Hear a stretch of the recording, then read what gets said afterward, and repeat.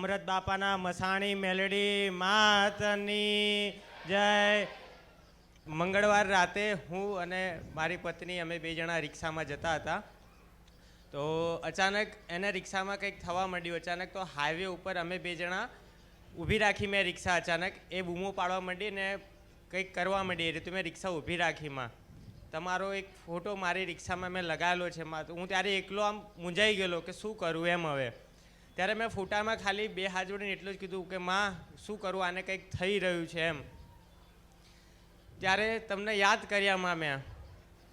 પછી અચાનક જ કોક આવ્યું અને એમ કીધું મારી પત્નીને કે બેન કંઈક મૂંઝવણ છે ખરી, કંઈક તકલીફમાં છો તમે.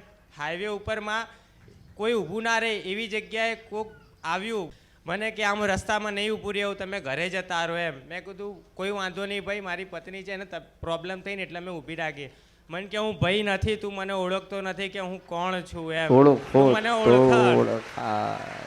એણે મને 2 વાર કીધું માં કે તું મને, હું ભાઈ નથી કે તું મને ઓળખતો નથી કે હું કોણ છું એવું કીધું માં મને. તો મેં માં પ્રાર્થના મનોમન એવી કરી કે માં તમે જીવતી જાગતી જોત બેઠા છો અને મેં ફોટા ઉપર માં વિશ્વાસ રાખેલો કે માને કંઈક અરજ કરીશ તો માં જરૂરથી આવશે. તો માં એને તકલીફ થતી હતી ને 8 મહિનાથી આવું જ થતું હતું કે બેભાન ભૂલી જાય ને કંઈક કરે ને ઊંધું સીધું બોલતી હતી. પણ એ દિવસે માં તમને પ્રાર્થના કરી માં, તો એણે બધું મને કીધું કે હું અહીંયાથી આવી તે આવેલી છું અને આટલા મહિના થઈ ગયા મને, અને કે હું આટલા વર્ષ પહેલાં એક મરેલી બઈ છું, મારું નામ આ છે, મારા ઘરની કંટાળીને હું આત્મહત્યા કરેલી છે મેં એમ.